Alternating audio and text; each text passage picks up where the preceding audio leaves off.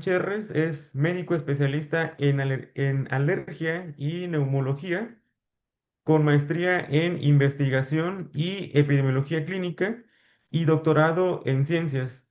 Actualmente se desempeña como profesor investigador de la Universidad de Espíritu Santo, profesor adjunto del Hospital Charité de Berlín, Alemania, y director de Respira Lab Research Center.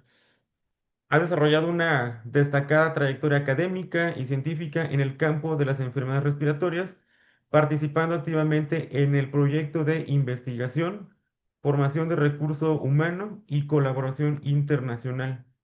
Su producción científica supera las 220 publicaciones indexadas en revistas especializadas, constituyéndose como una referencia de investigación respiratoria en Latinoamérica. Para nosotros es un verdadero privilegio contar con su participación en esta sesión académica. Doctor Iván, sea usted muy bienvenido. Le agradecemos sinceramente su presencia y disposición para compartir sus conocimientos y experiencia con todos nosotros. Le cedo el espacio. Muchísimas gracias, doctor. Para mí es un honor haber sido invitado aquí en este programa, que me parece muy interesante, ya que nos permite tener una colaboración y un conocimiento de qué sucede en Latinoamérica. ¿Sí se ve en mi pantalla? Sí, doctor, sí sabe. Perfecto. Entonces, el día de hoy vamos a continuar con este programa y vamos a ver específicamente lo que son las presiones respiratorias máximas. Ese es el QR que yo les pido, por favor, que ustedes nos ayuden porque es la única forma de que Latinoamérica siga teniendo presencia a nivel internacional. Ustedes tienen la suerte de contar con algunos referentes en México, la doctora Laura Gochicoa, que siempre está publicando cosas interesantes y está allí dentro de los principales investigadores a nivel mundial. Eso se logra siempre con la colaboración de todos los colegas de Latinoamérica. Entonces, el objetivo de esta charla van a ser 5.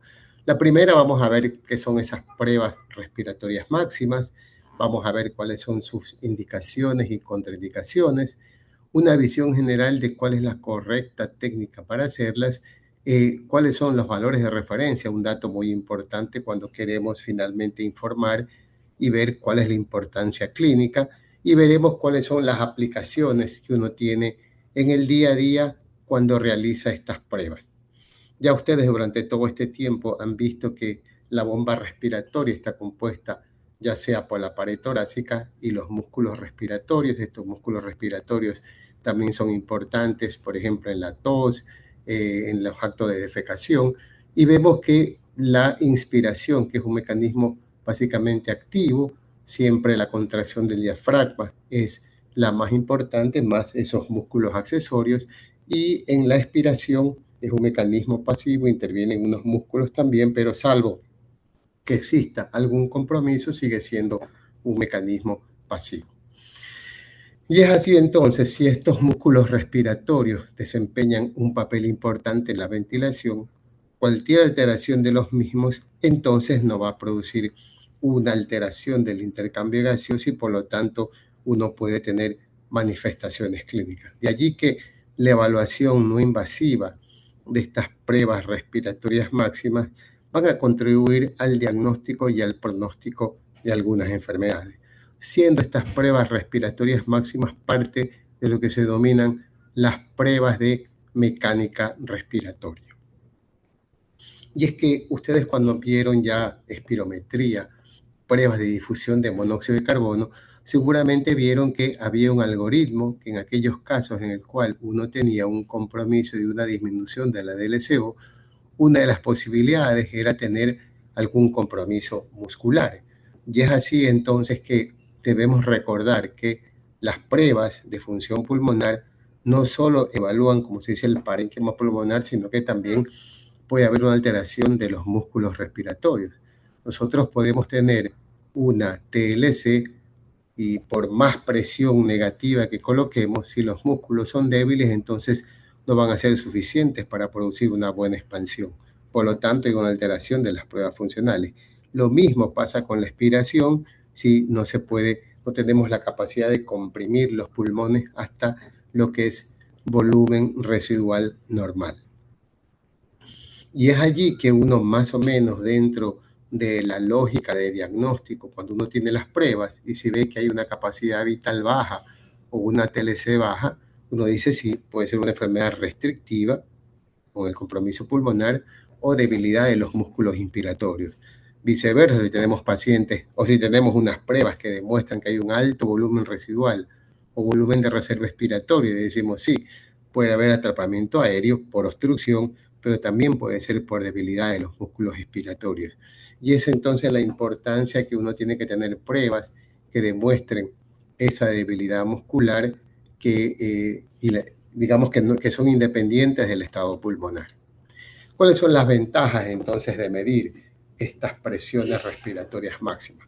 Que nos van a proporcionar información, por ejemplo, cuando uno está haciendo ventilación mecánica, cuando uno está haciendo los programas de rehabilitación, en aquellos pacientes en los cuales uno tiene que hacer un seguimiento, de tal forma que esta medición de las pruebas respiratorias máximas consiste ya sea en maniobra de inspiración, estamos hablando de la PIMAS, y en expiración, la PEMAS, todas son forzadas, contra una vía que está ocluida y que vamos a medir la presión de la boca.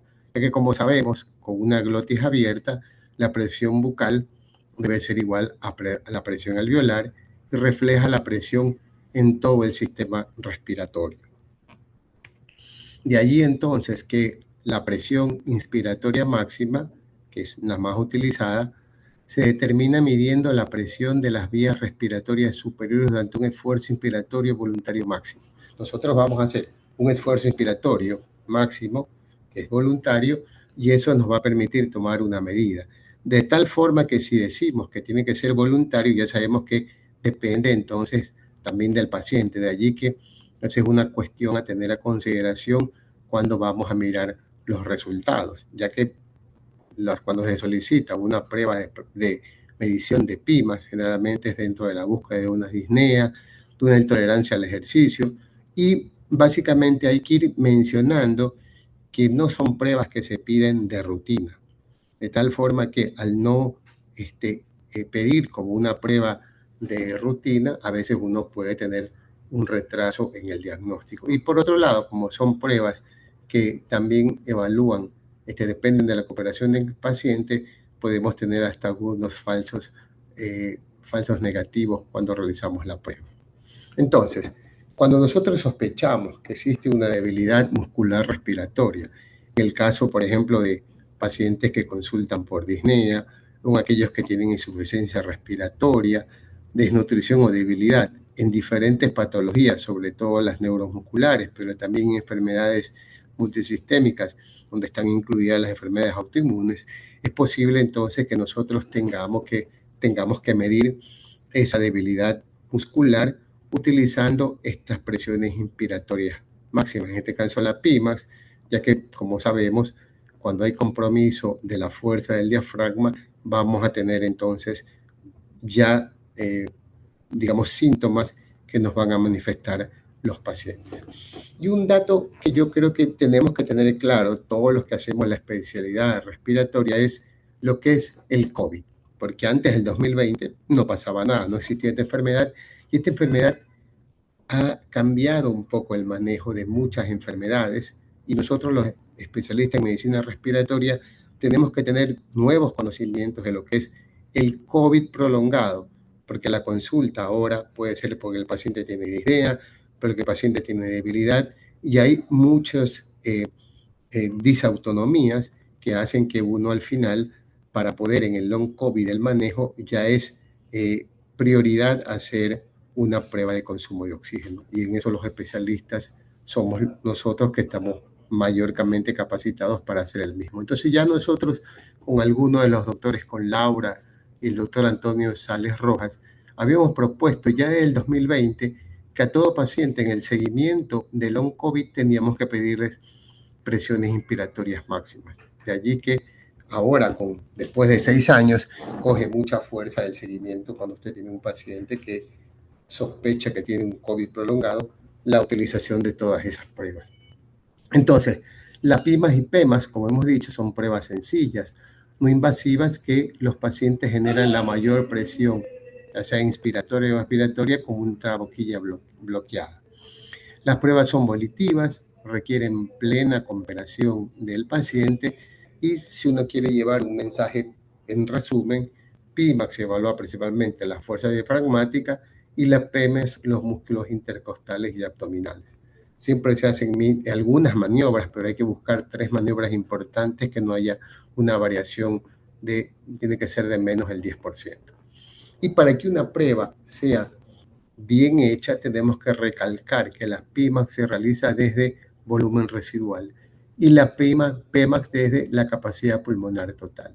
Sabemos nosotros que en los extremos de los volúmenes habrá siempre un efecto adicional, que son las presiones pasivas del retroceso elástico. Con capacidad funcional residual, a una capacidad funcional residual, esta presión adicional es insignificante. En cambio, cuando realizamos la PIMA desde volumen residual, vemos que esta presión de retroceso elástico puede suponer hasta un 30% del valor de la PIMA. De ahí la importancia entonces de hacer una PIMA desde el volumen residual. Entonces, volumen, ¿cómo hacemos la medición de la PIMA? El paciente debe generar una máxima presión inspiratoria a partir de volumen residual. Y una PEMAX se debe generar a partir de una capacidad pulmonar total. Entonces, si nosotros queremos evaluar debilidad, porque a lo mejor encontramos alguna normalidad en la espirometría y creemos que puede estar asociada a debilidad muscular, o en base a un contexto clínico, solicitamos entonces estas pruebas de función máximas. Vemos también que esta puede variar, como hemos dicho, o sea, como dependen de relación fuerza-longitud, y esto contribuye, hay una variabilidad del proceso de retracción elástica, presión de retracción elástica, puede haber entonces una variabilidad. ¿Y por qué más puede haber una variabilidad en la PIMAX y en las PEMAX? Depende de la boquilla que usamos, depende de cuántas pruebas hemos realizado. Entonces, importante saber esto, como cualquier otra prueba, siempre tiene que haber un criterio clínico para analizar los resultados, porque estos resultados en parte dependen de la comparación con poblaciones normales. Y ahí ya vamos a ver un poco más adelante cómo son de estos valores de referencia. Entonces, siempre es bueno el juicio clínico, analizar la parte clínica con los resultados que nosotros estamos obteniendo. Vemos entonces que la PIMAS está muy relacionada con el esfuerzo, y esta pues puede utilizarse incluso como screening para identificar debilidad muscular. Y bien menciona aquí que debemos entonces nosotros interpretarlo dentro del cuadro general. Aquí en esta diapositiva es interesante ver cómo se compara 550 sujetos después de hacer este ciclismo, y vemos aquí cómo está la escala de disnea, y 1, 2 y 3 representa las mediciones de la PIMAX, y los colores el FEP-SUD1. Y fíjese usted básicamente en este. En el 1 quiere decir que el paciente tiene menos de 40 centímetros de agua, o sea que tiene debilidad, pero su espirometría está normal y tiene este puntaje de disnea. Entonces, muchas veces podemos encontrar una espirometría normal, el paciente tener disnea y la causa ser entonces su debilidad muscular. Por eso la importancia de, como decimos, basado en la parte clínica, uno ya puede incluso solicitar las dos pruebas a la vez. ¿Cuáles son las indicaciones entonces para poder hacer estas pruebas de mecánica respiratoria? En todo paciente con enfermedad neuromuscular, para evaluar la fuerza muscular inspiratoria y así descartar en algunos casos cuál es el paciente que ya requiere o no ventilación invasiva. Un paciente, por ejemplo, con una esclerosis lateral amiotrófica, importante. También para aquellos pacientes en el cual, ejemplo, en el EPOC, uno hace el entrenamiento muscular, entonces para ver en ese programa de rehabilitación cómo ha mejorado esas mediciones de fuerza muscular. Y vemos cómo aquí, en este resumen, está que nos sirve para evaluar y cuantificar el grado de debilidad muscular en todas las patologías, que como dijimos son neuromusculares a la cabeza, pero también en enfermedades metabólica, en el EPOC, en el asma, enfermedades pulmonares con hiperinflación, en las enfermedades autoinmunes, en ciertas condiciones que están relacionadas con el uso crónico de medicamentos y de estas, los corticoides que son los más usados, cuando hay deformidad del tórax, en la evaluación de todo paciente con disnea. Eso es importante recordar, todo paciente con disnea tiene que ser evaluado también con estas pruebas y así tenemos también cómo evaluar una tos, a ver si es efectivo o no, para ver cómo se eliminan o no las secreciones, aquel paciente que sospechamos que tiene una lesión diafragmática y, como dijimos bien, la efectividad de las estrategias terapéuticas destinadas al aumento de la fuerza muscular. Ya esto también es indicación, como dije yo, en aquellos pacientes que hacemos rehabilitación, pero ahora en aquellos pacientes que tienen denominado COVID prolongado. ¿Cuáles son las contraindicaciones para hacer estas mediciones? Hay contraindicaciones absolutas, por ejemplo, una angina estable, un infarto, un neumotórax reciente, cirugías, digamos que recién se han realizado, y contraindicaciones relativas, dependiendo a veces si la presión o no está controlada, si hay una lesión espinal o ocular reciente, y en aquellos pacientes que son pocos colaboradores o que en algún momento algunos tienen hasta miedo de hacer las pruebas o están muy disneicos, son contraindicaciones relativas y vamos a ver que podemos utilizar alguna otra cosa. Limitaciones, como siempre, es dificultad para entender cómo vamos a hacer las pruebas, intolerancia a las boquillas estas que son de tipo submarino, los pacientes a veces tienen dificultad les produce náusea, uno de aquellos pacientes que tienen, en este caso, esclerodermia y que no pueden abrir bien la boca, y aquellas complicaciones son muy pocas, pero puede haber, se han descrito por lo menos, un neumotórax espontáneo, síncope, dolor torácico y hemorragias conjuntivales. ¿Cuál es la visión general de las técnicas? Nosotros vamos a hacer las pruebas, debemos saber cuál es el aparato que vamos a usar y este es un excelente artículo que sigue siendo de referencia en donde, de acuerdo a las recomendaciones del ATS y IRS, todos los equipos de PIMAS y PEMAX deben contar con un traductor de presión que tiene que tener una precisión de 0.049 kilopascal y un rango de presión de más o menos 19.6 kilopascal. Importante notar que debe tener el sistema una pequeña fuga de aproximadamente 2 milímetros de diámetro y 20 a 30 milímetros en longitud. ¿Y para qué es esto?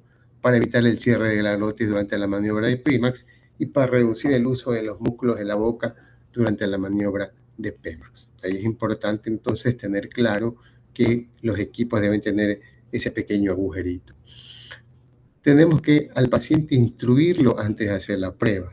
¿Sí? Tiene que venir con una ropa cómoda, no y venir con ropas ajustadas, haber comido algo muy ligero, no comidas pesadas, no realizar un ejercicio vigoroso unas horas antes, evitar el tabaquismo y no se puede, digamos, no es necesario interrumpir algunas medicaciones que toma. En ocasiones a veces uno suspende unas horas el broncodilatador. Siempre la preparación del equipo tiene que estar desinfectado, considerar cuáles son las indicaciones de cada fabricante, la calibración de los equipos, que también es importante en todos ellos. De allí, ¿qué tipo de boquilla voy a usar? Generalmente hay boquillas que son rígidas, boquillas de tipo buceo. Las recomendaciones internacionales es que debe utilizarse estas boquillas de tipo de buceo, ya que son mucho más cómodas, el paciente se las pone entre los labios y los dientes. Aquí el paciente tiene que estar siempre comprimir bien las boquillas para que no haya ninguna fuga y no utilizar boquillas cilíndricas ni de cartón, porque esto facilita las fugas de aire alrededor de los labios, especialmente en estos pacientes con enfermedades neuromusculares que tienen debilidad. Entonces nos pueden salir valores mucho más altos y esto nos complica generalmente los resultados, ya que al no tener una buena compresión, buena presión de la boca, se va a generar presión a través de los músculos faciales con resultados que no son adecuados. Existen diferentes modelos, yo voy a poner el modelo que nosotros usamos, que venimos usando hace algunos años, donde cada boquilla tiene pues algo para medir la PEMAX y asimismo para medir la PIMAX. Entonces, recordar cómo debemos preparar a nuestro paciente. No es necesario prescindir del tratamiento de oxígeno hasta el comienzo de la prueba, no tomar broncodilatador en las 24 horas previas y si se ha tomado, pues bueno, anotar cuál es el medicamento, la dosis y la hora que se ha prescrito, que ha estado usando la medicación. Como dijimos que son pruebas evolutivas, siempre es importante la motivación. Hay que hablar con el paciente antes, decirle cuál es el objetivo de la prueba, por qué le vamos a hacer la prueba, qué es lo que vamos a medir con la prueba. Decirle que vamos a necesitar nosotros 3 buenas mediciones, que no haya una variabilidad y que vamos a escoger las mejores. Pero que si el paciente ya no puede continuar o está mareado o siente un dolor intenso en el pecho, que comunique y en ese momento separar la prueba. De ahí la importancia de preparar al paciente, a hablar con él, porque necesitamos toda su voluntad para que haga el mayor esfuerzo y obtener buenas pruebas. Los registros de PIMAX y PEMAX deben ser obtenidos por un operador experimentado. ¿Por qué? Porque debe instar a los pacientes a realizar esfuerzos inspiratorios máximos, como la maniobra de Müller, y expiratorios máximos, la maniobra de Valsalva. El paciente debe estar sentado porque a veces tiene un mareo, un síncope y se puede caer, y evitar fugas alrededor de la boquilla. Por eso tiene que tener siempre, apretar bien la boquilla. Una vez que nosotros ya estamos satisfechos que hemos tenido algunas maniobras y tenemos 3 maniobras inspiratorias o expiratorias que varían menos del 10%, podemos decir que tenemos ya unas muy buenas pruebas. En ocasiones hemos visto que a algunos pacientes les puede molestar un poco los oídos, de que decirle, bueno, que eso es parte de la prueba y que se le va a ir sin ninguna necesidad. Así que más o menos eso los pone un poco más tranquilos, porque si no, siempre se ponen un poco nerviosos. Sobre todo, hay que tener claro que algunos pacientes de edad tienen placas dentales, y eso también les cuesta a veces hacer la prueba. Entonces, comenzamos el estudio. Generalmente se comienza con la PEMAX porque es mucho más fácil solicitar al paciente que inhale profundo y luego exhale tan fuerte como le sea posible. La duración de la presión máxima debe ser idealmente 1.5 segundos para obtener un promedio. Aquí está la PEMAX. Esto uno lo puede ver en el gráfico de la computadora y esto es más o menos, este segundo es el que se mide. Hay una presión pico, que es la que mide el computador y después, bueno, va descendiendo digamos, el valor de la PEMAX. Hay que hacer, como dijimos, algunos intentos, un máximo de 8 intentos, para que el paciente realice unas buenas pruebas. Se recomienda unos 60 segundos entre un intento y otro, porque hay un estudio que se descansaba mucho más y algunos pacientes dicen que es mucho tiempo, más de 90 segundos. A veces el paciente dice que es mucho tiempo y que por ella no quiere seguir haciendo las pruebas. Ahí está el ejemplo cómo se va a hacer. Aquí tenemos una paciente nuestra, cómo él hace las pruebas y vemos entonces que se escoge el mejor valor. Uno puede ver cómo llega al pico y eso se hacen las mediciones. Por eso es importante siempre mirar en el ordenador cómo está. Vemos en la medición de la PIMAX, en este caso, es paciente, usted le dice que exhale suavemente, pero completamente a fin de llegar al volumen residual. De ahí que inhale tan fuerte y rápido como le sea posible. Igualmente, es ideal que tenga 1.5 segundos para hacer el promedio. Los resultados, como dijimos, son considerablemente dependientes del esfuerzo del paciente. Igual, hay que hacer algunos intentos, mínimo 5, descansar 60 segundos para asimismo ver que las maniobras sean aceptables y que sean reproducibles.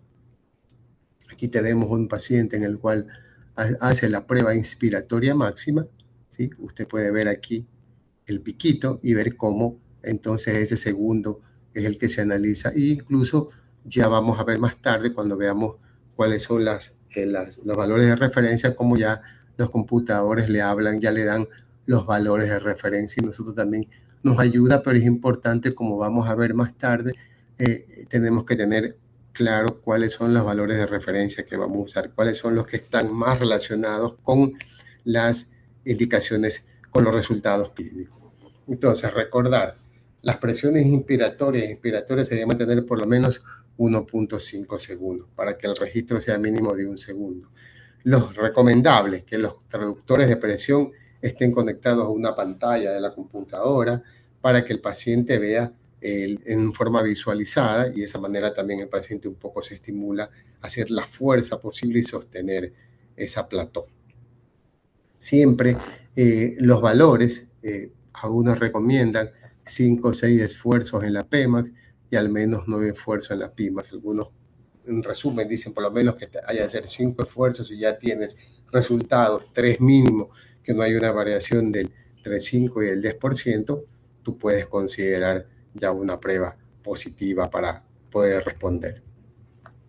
Entonces, si tenemos que llevar un mensaje a casa hasta ahí, si voy a hacer una prueba de PIMAX y PEMAX, recordar entonces que tengo que tener la PIMAX a volumen residual y la PEMAX a capacidad pulmonar total, porque la presión elástica en volumen residual de retroceso es del orden de 30 centímetros de agua y traduce un aumento de hasta el 30% del valor de la PIMAX y 40% cuando estamos hablando de PEMAX. De ahí que son importantes realizarlo de esta forma para evitar resultados que no son adecuados. Y la variabilidad entre 3 gráficas tiene que ser, algunos consideran mínimo 5% y otros le dicen hasta el 10%. Nosotros seguimos la regla del 10% porque creemos que es la más práctica de seguir. Y hemos dicho entonces algo, 2 o 3 cosas de los valores de referencia.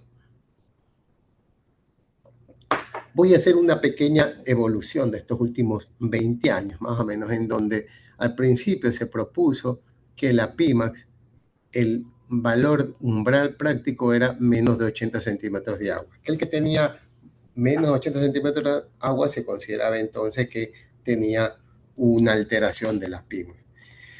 Entonces, allí comenzaron, podíamos ver que no todas las ecuaciones estaban hechas en todas las etnias, en todas las razas, y eso también entonces se ha visto que muchas veces hay una gran variabilidad entre los diferentes grupos étnicos, dependiendo de cuál usted usa. Entonces, de allí que estos valores de las pruebas respiratorias máximas, como son la fuerza de los músculos respiratorios, la fuerza del retroceso elástico, el crecimiento diferencial de las vías respiratorias, la distensibilidad de la pared torácica y las dimensiones del tórax, son aspectos importantes que suceden entre cada grupo étnico. Por lo tanto, es importante tener esto claro cuando uno va a reportar un informe. Sobre todo también cuando vamos a tomar valores de referencia, ya que va a depender esos valores de referencia también del tipo de boquilla. Hay una publicación interesante hecha en la Argentina de hace algunos años donde dependiendo de la boquilla se obtienen resultados alterados. Hay también las propiedades de las variables antropométricas que deben ser incluidas en la ecuación. Y es así entonces que ya hace algunos años, 2014, se proponía estos valores de referencia, ¿sí?, como valores estándares para poder decir, dependiendo de la edad, dependiendo del valor, cuando uno consideraba que un paciente tenía una alteración de la PIMAX y PEMAX. Vamos viendo que a medida que avanza la edad, va también variando los valores de estas PIMAX y estas PEMAX. Aquí están todo el montón de pruebas que se había hecho con las referencias, con las edades, y también en la PEMAX lo mismo, las pruebas, los valores de referencia con las fórmulas para poder calcular. Asimismo, en la PEMAX, aquí interesante ver cómo, dependiendo de los grupos de trabajo, uno utilizaba ya sea un tubo o unos utilizaban estas boquillas de buceo. Esto también produce entonces diferentes resultados dependiendo de cuál es el tipo de boquilla. Pero si yo quiero hacer un resumen, ¿qué me interesa a mí? A mí me interesa saber cuáles son esas ecuaciones, ¿sí?, de referencia que pueden impactar en la prevalencia de la debilidad en los adultos. Entonces, estos investigadores, Rodríguez y su grupo, hizo algo muy interesante que yo siempre digo, esto debo tomar como referencia. A todos los pacientes que iban referidos al laboratorio para que se hagan las pruebas pulmonares, entonces determinaron, hicieron las maniobras de IPIMAX y PEMAX y calcularon entonces utilizando los diferentes valores de referencia para poder definir que el paciente tenía debilidad. Vemos que dependiendo de la ecuación de referencia, la debilidad puede ir desde el 34.4% hasta el 66.9%. Entonces, él dijo, ¿cuáles son las ecuaciones predictivas que se relacionan mejor con los indicadores clínicos y fisiológicos de la debilidad de los músculos respiratorios? Entonces, esto sí es interesante, ¿por qué? Porque si yo quiero hacer un resumen de todas las ecuaciones de referencia que se hizo, las de Black y Hyatt, la de Bruschi y la de Neder coinciden mejor para sugerir debilidad y se asocian más estrechamente con un grupo de predictores clínicos y fisiológicos de debilidad comparado con las otras ecuaciones. De allí que nosotros sugerimos que estas ecuaciones, y aquí están las ecuaciones con las edades, deberían ser que uno podría considerar cuál es el nivel de corte para considerar debilidad en la prueba inspiratoria máxima, ya que, como hemos dicho en el estudio de Rodríguez, son las que más se correlacionan con la debilidad clínica. Imagínense usted, por ejemplo, si sigue Blatt y Hayes, el nivel de corte en un paciente de menos 40 años es 62, pero el de Wilson es 77. Entonces yo puedo tener un valor, un sobrediagnóstico, a decir que tiene debilidad. Entonces las que más se correlacionan son Black y Hyatt, miren, en este caso 62, de Brucci 65 y de Neder 65. Ahí usted, dependiendo de su grupo, cuál va a escoger. Y asimismo está las fórmulas para usted poder, si quiere hacer entonces la fórmula para poder determinar cuál es el valor de los resultados de cada paciente. Entonces, es importante tener claro esto de la de Black y Hayes. Entonces, nosotros por lo menos utilizamos esta ecuación de Black y Hayes en todos nuestros pacientes donde hacemos el cálculo manual para poder ver cuáles son los resultados. Entonces, tener claro esto, que usted es importante saber cuáles son los niveles de corte, saber cuáles puede ser entonces el valor de referencia que usted va a usar para poder determinar básicamente lo que nos interesa, a qué paciente yo podría sospechar que tiene debilidad muscular inspiratoria. Y entonces la ecuación que usted va a usar va a depender entonces del consenso de su servicio, o en la vida privada que usted vaya a escoger uno de esos. Hay algunos, como dije ahí, algunos ecuaciones de referencia, usted tiene que escoger la que más o menos usted considere. Porque mire, es importante este estudio también por un grupo de brasileños en el 2021, en donde fue interesante ya que vio todas esas ecuaciones que se habían informado y seguían o no las guías y vio que solo 12 de las ecuaciones para PIMAX y 8 para la PEMAX cumplían todas las normas internacionales que le he puesto. Pueden leer el artículo. Nada más es para miren las referencias de qué año están esas ecuaciones. Y a mí lo que me interesaba mostrarles es lo siguiente. Porque ellos en este estudio miren lo que se llama el coeficiente de determinación, que es un coeficiente, un estadígrafo que mide lo que se llama el R2, que sirve para ver qué tan ajustado es el modelo. Siempre va de 0 a 100. Mientras llegue a 100 es mejor.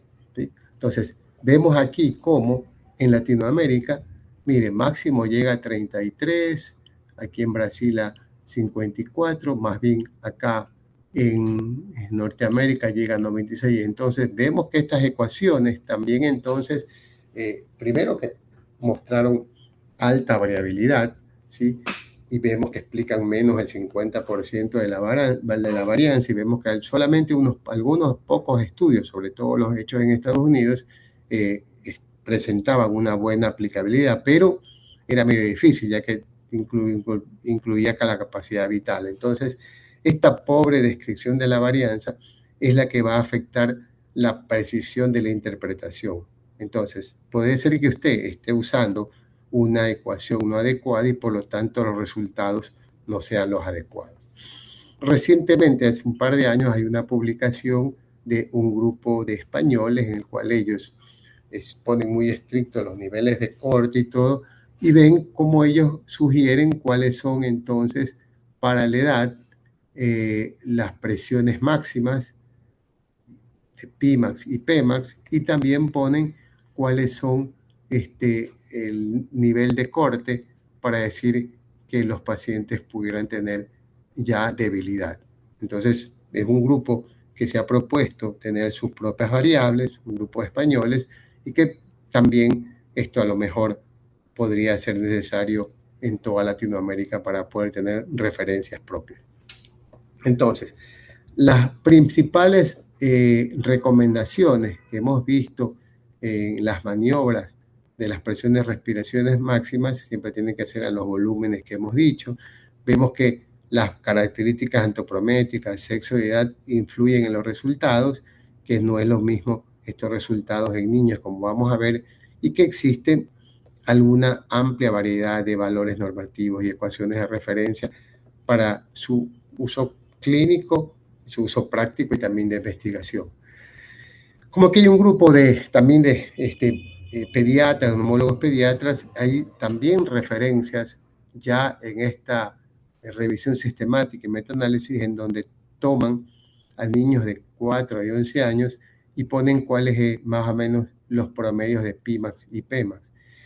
Pero a mí me pareció, aquí ellos analizan todas las ecuaciones que están a disposición en ese momento y un dato interesante, ven que solamente había valor de referencia, que es el estudio de Heisman y Bill Hotel, en donde utilizó los valores de referencia, digamos, los estandarizados, que miden el diagnóstico del estado nutricional de las curvas de IMC, que son las recomendadas por la Organización Mundial de la Salud.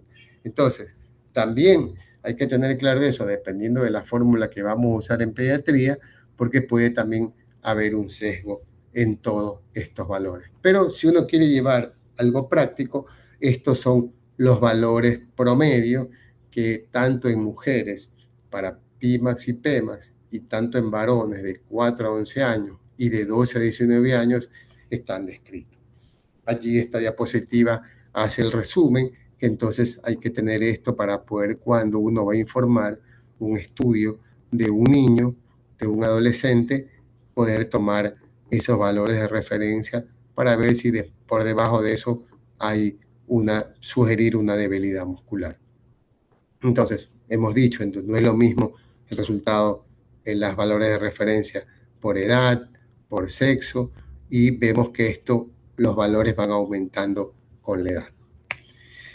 Pero recientemente, asimismo, un grupo de españoles básicamente miran cuáles son las ecuaciones de referencia para las presiones respiratorias máximas. De la misma manera, miden Pimax y Pmax, pero a mí este estudio me gusta porque pone el límite inferior de la normalidad, que básicamente es el que nos interesa para poder hacer diagnóstico de sugerencia de debilidad muscular. Entonces, creo que es un estudio muy interesante a considerar cuando nosotros queremos valorar los resultados de un niño y de un adolescente. Entonces, ellos, justamente en sus conclusiones, ¿por qué en ellos los resultados están más altos de Pimax y Pmax? Ya que ellos utilizaron una metodología mucho más rigurosa. Ellos sí hicieron, digamos, colocaron en su estudio los percentiles del IMC basados en la Organización Mundial de la Salud. Ellos, básicamente, ellos hacían 6 maniobras técnicamente correctas, a diferencia de las 5 que recomienda la ATS. Entonces, ellos incluso hacían muchos más intentos a fin de evitar subestimaciones de la fuerza del sujeto, y los puntos de corte que ellos establecen entonces son de mucha ayuda, ya que en algunas pruebas, antes de eso, no teníamos niveles de corte en algunas pruebas. Entonces, yo creo que el aporte de este estudio es que tenemos niveles de corte para decir, sí, por debajo de este límite inferior de normalidad, podemos considerar que nuestro paciente tiene debilidad muscular. Pero puede pasar que el paciente no pueda hacer unas Pimax y unas Pmax. ¿Por qué? Porque hemos dicho, o no puede abrir bien la boca, o tiene dificultad para colocarse en la boquilla. y es ahí que entonces toma fuerza lo que se llama la prueba del SNP, que es una prueba sencilla, que es una prueba que se utiliza también para medir la presión inspiratoria, pero nasal. Entonces, es una medida no invasiva que también nos ayuda para ver la fuerza muscular respiratoria. Es una sonda que se introduce en la fosa nasal, ¿sí? Y el paciente lo que va a hacer es hacer un olfateo y de esa manera vamos a registrar el valor de la fuerza muscular respiratoria, que básicamente, como dijimos, siempre es el diafragma. Asimismo, estas pruebas se han correlacionado con la calidad de vida, el riesgo de mortalidad en enfermedades neuromusculares, incluso con el inicio de la terapia. Estas pruebas, asimismo, hacen que el sujeto debe estar sentado, el paciente, lo que puede hacer uno son pruebas que incluso desde los niños lo pueden hacer. El paciente no tiene que tener congestión porque esto puede hacer que la prueba no salga bien y colocamos el traductor, la oliva, en la nariz. Buscamos nariz que no, que a veces hay pacientes que tienen desviación del tabique, que tenemos que ver una fosa nasal que no tenga alguna dificultad, un grado ya de obstrucción.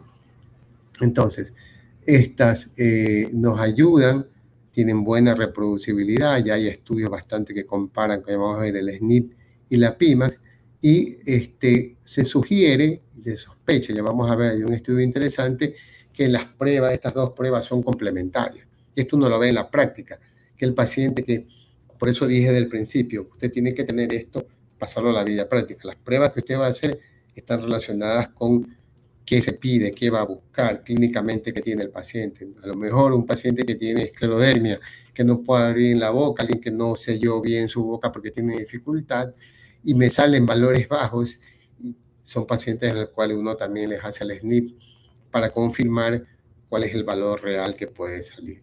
La gran mayoría hay una correlación, pero puede pasar que esa correlación no sea la misma y entonces nada más es porque el paciente se le hace difícil hacer la prueba con la PIMA.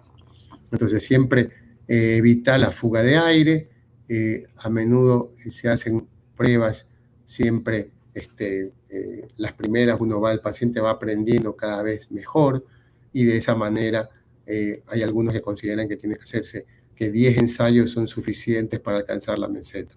En ocasiones, pacientes que ya con algunos menos, 7 ensayos, todo ya consiguen el valor que nosotros estamos buscando, que es el valor que se mantiene y que es un valor que nos da en lo que es la realidad en el paciente. Entonces, el tiempo óptimo de descanso, como dice, algunos dicen que tiene que ser 60 segundos, otros dicen más tiempo, y cada vez que si usted alarga mucho el tiempo del intervalo, el paciente se puede distraer y puede hacer un esfuerzo submáximo. Aquí tenemos una prueba, un SNP nasal, así mismo se puede ver, nos da el valor y en este caso tiene 25 centímetros de agua. Son valores bajos que ya nos avisa que este paciente tiene un compromiso inspiratorio y asimismo vamos a ver cuáles son los valores de referencia que nos da todas las ecuaciones. Aquí en este caso el paciente tiene 25 de SNP y su límite inferior de normalidad es 67. ¿Qué tan lineal es la relación entre este SNP máximo y el modelo de la PIMA? Entonces se ve que estaban correlacionadas. Sin embargo, cuando se hace el gráfico de Altman, en ocasiones el SNP era significativamente diferente y mayor que la PIMA. Por eso es que se considera que no deberíamos hacer nosotros estas pruebas, las dos, ya que como son pruebas evolutivas en ocasiones, como he dicho, a veces un niño todo no puede hacer bien estas PIMAX y que entonces el esnifeo es una prueba que nos puede ayudar bastante a confirmar o no si había una falta de motivación o no había una buena coordinación. De esa manera nosotros podemos confirmar que el paciente tiene o no debilidad de los músculos respiratorios. En esto fue interesante porque se hizo tiempos de descanso cortos, 30 segundos, y no produjo ningún efecto adverso. En aquellos que se comparaba con más tiempo, 90 segundos, los pacientes mismos decían que era mucho tiempo y que ellos se distraían y todo. Entonces, algunos, aquí en este caso, consideran que usted puede tapar la otra fosa nasal. De esa manera, tiene mejores resultados. En este estudio que también se comprobaba en los pacientes que tenían, ¿cómo se llama? Pacientes que tenían este compromiso, que se obstruía la fosa nasal, porque normalmente usted no obstruye la fosa nasal contrario a, digamos que esté en contrario a la oliva. Aquí hacen la obstrucción y se ve que forma parte, y ellos consideran que debería hacerse así en todos los pacientes para hacer la prueba, y que incluso con 10 repeticiones es más que suficiente para hacer esta prueba. Entonces, se ha publicado diferentes valores de referencia, tanto para adultos y niños. Y si uno lo quiere ver en el contexto general, aquel paciente que tiene menos de 70 centímetros de agua en varones y 60 en mujeres, se considera que tiene, ese sería el límite inferior de la normalidad. Sin embargo, como hemos dicho, depende de la raza y todo, y es importante entonces tener valores de referencia claros. Hay pocos, no hay muchos. Aquí está, por ejemplo, el de Ultra y Fitting, que también uno puede mirar cuáles son los valores de referencia e incluso puede calcularlo si quiere hacer. Asimismo, en los niños de 6 años, un estudio demuestra entonces que siempre con las maniobras, 12 maniobras son suficientes para alcanzar en unos niños ya las pruebas del SNF. Algunos, como dijo, sugieren que sea 20, otros 10, pero con 12 es un niño más que suficiente.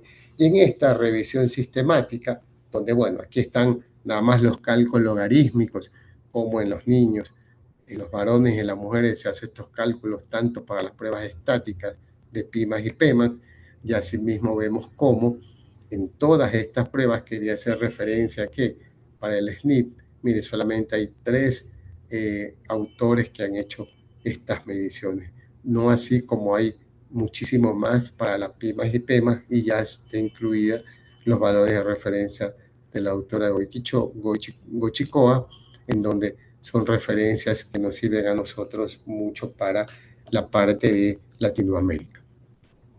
Vamos a finalizar entonces con cuáles son las aplicaciones clínicas. Por siempre, de entrada, todo paciente con una enfermedad de neurona motora. Es importante porque nos va a permitir tomar decisiones. ¿Cuál es mi paciente que tiene unos valores normales? Ya se va deteriorando y a lo mejor tengo que iniciar ventilación invasiva mucho más rápido. Así que estas pruebas son muy valiosas en enfermedades de la neurona motora, un paciente con esclerosis lateral amiotrófica. Asimismo, en aquellos pacientes que uno quiere detectar en forma temprana, como hemos dicho, el fallo respiratorio temprano, es importante entonces cómo identificar aquellos pacientes que tienen ya, a veces no tienen todavía una capacidad vital baja, pero ya pueden tener una alteración de la PIMAS y el SNF. Esos son los pacientes que ya uno puede considerar que tienen insuficiencia respiratoria, y es importante entonces porque algunos de ellos ya nos implica que podemos utilizar ventilación invasiva. Y esto nomás lo pongo porque aquí comparan mire, el SNP con las pruebas inspiratorias máximas y vemos que hay una disparidad. Por eso es que se considera que las dos pruebas deberían hacerse en todo paciente que yo considero que tiene una enfermedad de neurona motora para hacer el seguimiento, ya que muchas veces los pacientes pueden tener la capacidad vital normal, incluso los gases, y en cambio estas pruebas, a ver un declive, me van a dar mucho más información, sobre todo en aquellos pacientes que tienen más compromiso pulvar. Y esta es una diapositiva que generosamente el doctor Juan Carlos Calderón me la permitió usar, que es la regla que los pacientes de la Fundación Favaloro tienen, esta regla del 20, 30, 40.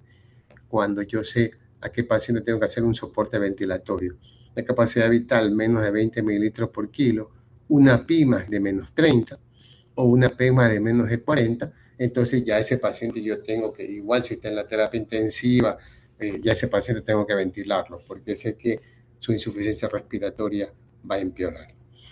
Aquí tenemos un paciente que consulta porque tiene miastenia gravis y era un post-COVID. Vea usted cómo los valores de la presión inspiratoria del Pmax está dentro de los valores de referencia.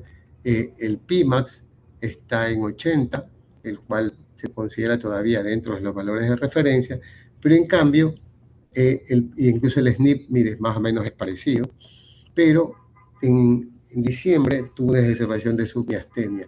Y fíjense ustedes cómo le bajó tanto, un MIP de 27, un MEP de 22, lo cual nos demuestra que tiene una gran debilidad en las pruebas, como se puede ver aquí, cumplen los criterios de aceptabilidad y reproducibilidad, entonces uno tiene ya esos valores para tomar decisiones. O, por ejemplo, este otro caso que nos consultan con un niño de 18 años que tiene debilidad muscular, que tiene, perdón, disnea, y entonces, claro, tiene antecedentes de ser asma, y nos dicen, por favor, evalúe. Quería que le descarte la parte respiratoria, le hacemos una oscilometría, la verdad que todo estaba dentro del rango, pero en cambio cuando le hacemos las presiones inspiratorias, vemos que definitivamente, según la mejor, digamos, estas pruebas, tiene 43 de MIP, lo cual, como hemos dicho, confirma que está bajo. Lo mismo, la Pmax también está baja, pero la máquina que usamos nosotros, el software, él automáticamente tiene valores de predicción, el Outman. Y para la Pmax mide el McConnell y Copestake. Y para el SNF, el Ludwig Fitting. Nosotros, como hemos dicho, seguimos la ecuación de Blatt-Hyatt, porque es la que decimos más correlaciona, y la calculamos. Y entonces nosotros podemos concluir que nuestro paciente tiene debilidad muscular y le hemos referido entonces al doctor que nos envió para que es el neurólogo, que siga la búsqueda de cuál es la causa que probablemente sea neuromuscular.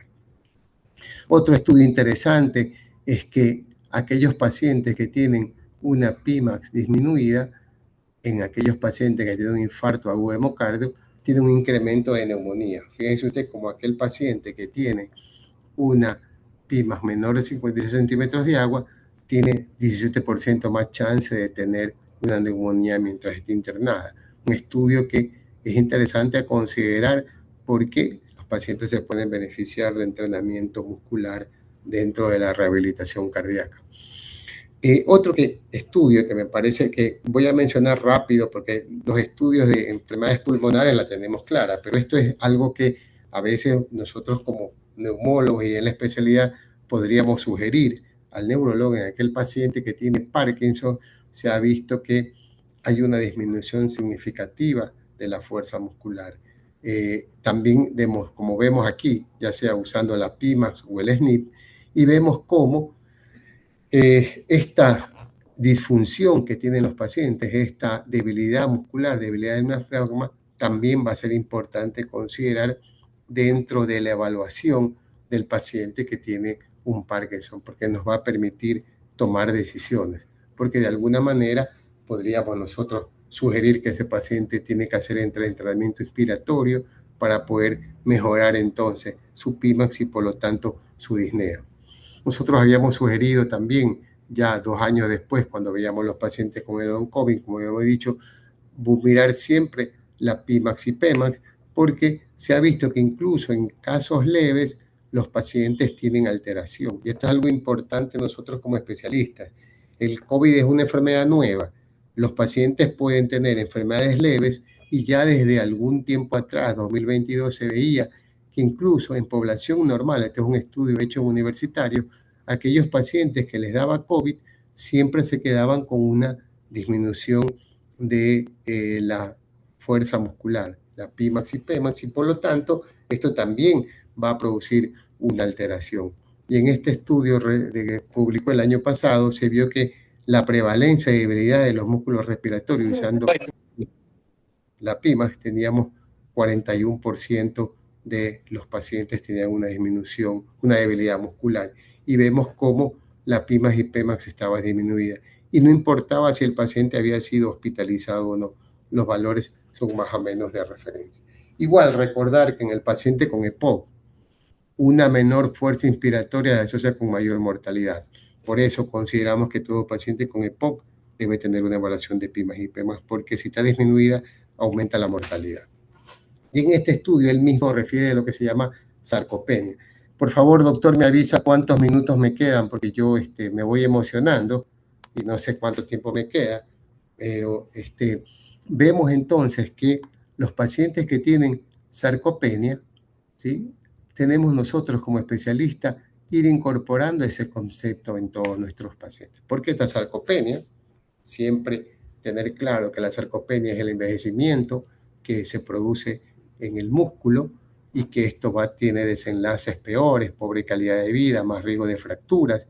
Ya se sabe que aquel paciente que tiene debilidad muscular respiratoria, el estatus de fragilidad es un marcador del riesgo de pobre desenlace en aquel paciente que tiene una enfermedad cardiovascular. Y es aquí, en este estudio, se definía como una PIMAX de menos del 70%. Entonces, paciente con enfermedad cardiovascular, que es paciente adulto mayor con fragilidad y tiene debilidad muscular, está mayor, se aumenta mayor riesgo de mortalidad y de readmisión por insuficiencia cardíaca. Y ya esto se venía más o menos viendo en diferentes estudios, sobre todo el grupo de brasileños, se veía que aquel paciente que tenía menos PIMAX y PEMAX, uno era un criterio para la presencia de sarcopenia, pero estamos hablando de que era sarcopenia generalizada. ¿Sí? También se hablaba de esto que uno podría, utilizando la medición del PIMAX y PEMAX, puede decir que mi paciente a lo mejor era un predictor de sarcopenia. Y es así entonces que recientemente se ve ya una definición de lo que es sarcopenia, pero respiratoria.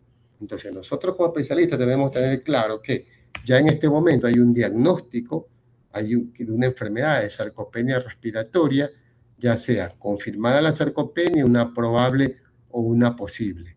Y la otra debilidad muscular debido a una disfunción respiratoria. Entonces, este es un algoritmo en donde se puede ver que si mi paciente tiene una PIMAX y una PEMAX disminuida, yo tengo que medir entonces la masa muscular del diafragma, ya sea por ecografía o tomografía, y ver entonces si confirma o no sarcopenia respiratoria. Ya hay también la probable y la posible. Que esto nada más se lo quiero mencionar porque me parecía importante tener claro que todos ustedes ya ahora se forman en ecografía, entonces tengo yo mi paciente con disminución de la PIMAX y PEMAX, paciente, estoy hablando de adulto mayor, le mido el diafragma y puedo confirmar si mi paciente entonces tiene un grosor disminuido, ese paciente tiene sarcopenia respiratoria. Aquí tenemos un paciente a nosotros que le hacemos las pruebas y tiene disminución de la PIMAX y la PEMAX, y entonces le hacemos la ecografía y vemos que el paciente cumple con los criterios para ver que tiene una disminución del grosor diafragmático. Entonces a ese paciente nosotros le hacemos también, buscamos si tiene sarcopenia y confirmamos que nuestro paciente sí tiene sarcopenia. Pero míreme si funciona. ¿Ya? Entonces, de esa manera es la evaluación completa. ¿Por qué? Porque ya esos pacientes son los, deja abierto nomás, son los pacientes a los cuales vamos a ir más allá.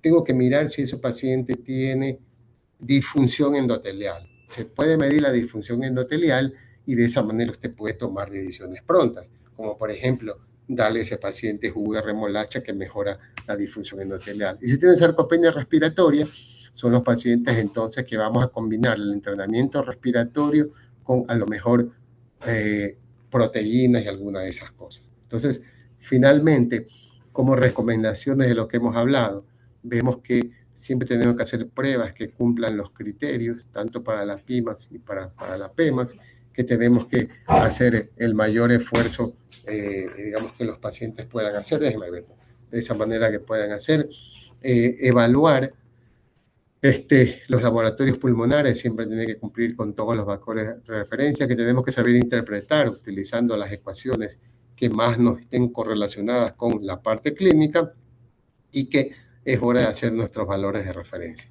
Estimados colegas, les agradecería que ustedes no se olviden de contestar este cuestionario, nos ayudaría mucho porque estamos, ya que como les dije a ustedes, en este caso, se necesitan ecuaciones de referencia para nuestros países.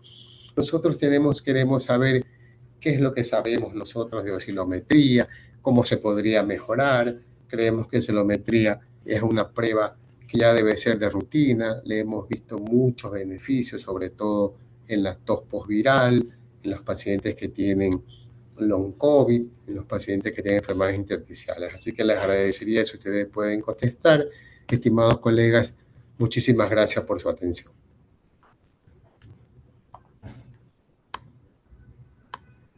Muchas gracias, doctor. Y abrimos el espacio para dudas, preguntas. Quien guste puede poner su duda en el chat o igual levantar la mano para poder tomar la palabra en micrófono.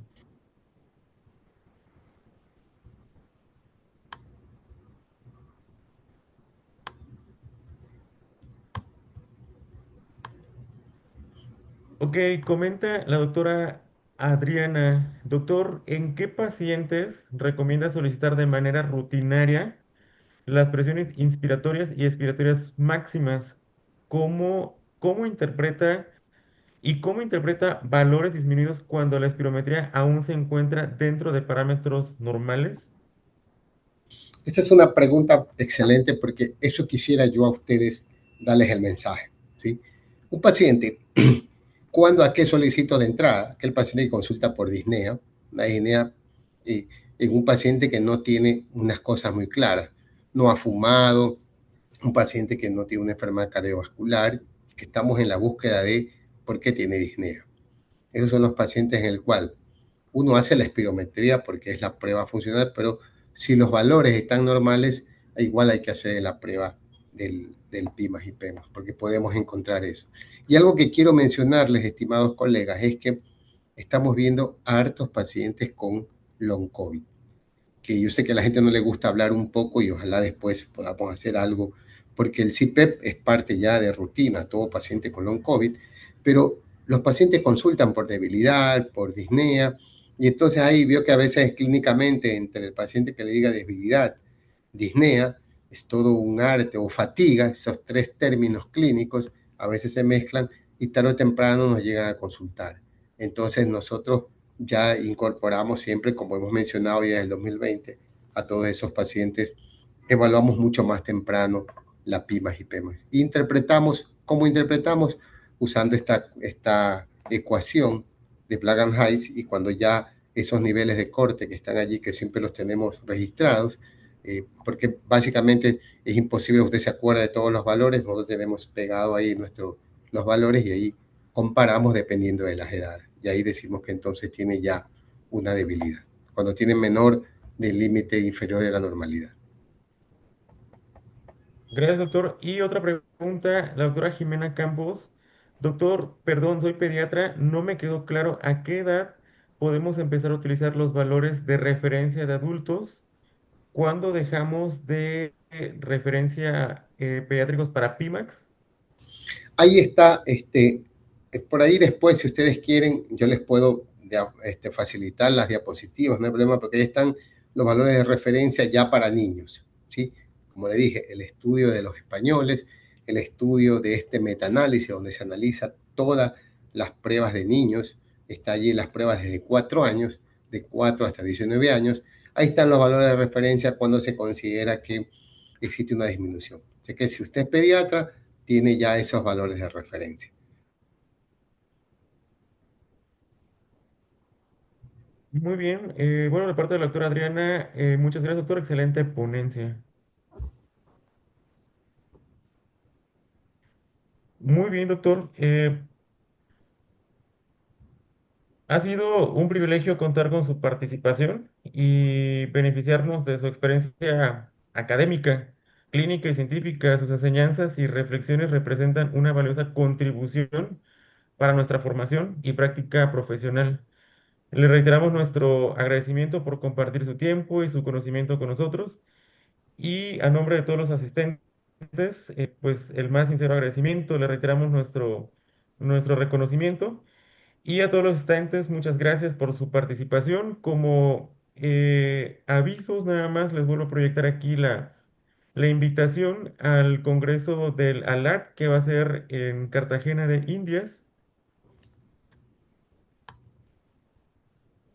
Igual, me permito, por favor, para todos, si alguna vez necesitan algún soporte, alguna pregunta, porque eso pasa, de investigación o de lo que sea, nos pueden contactar sin ningún problema porque gracias a ustedes yo me mantengo joven. Ustedes son más jóvenes y entonces ya a través de ustedes yo puedo seguir siendo joven. Ya ahora escucho a Latina, escucho a Bad Bunny, a todos ellos, porque es la manera que estoy en contacto con ustedes. Así que cualquier duda que tengan, a la orden, y muchísimas gracias por su tiempo. Les envío un abrazo a todos, ¿ya?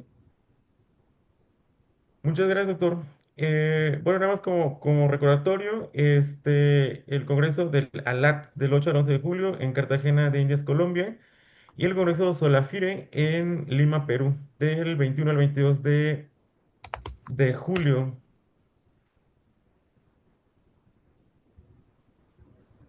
Y nada más también recordarles que está esta encuesta para residentes de neumología y neumología pediátrica para realizar algunos cambios en la parte académica y pues será de refuerzo para los próximos programas académicos de residencias en Latinoamérica, tanto de neumología como neumología pediátrica. Y nuevamente comparto el QR de la encuesta que nos compartió el doctor acerca de oscilometría, que también todos estamos invitados a participar. Pues muchas gracias y a nombre del Departamento de Fisiología INER le doy las gracias por esa asistencia y nos vemos el próximo lunes 29 de junio. Muchas gracias.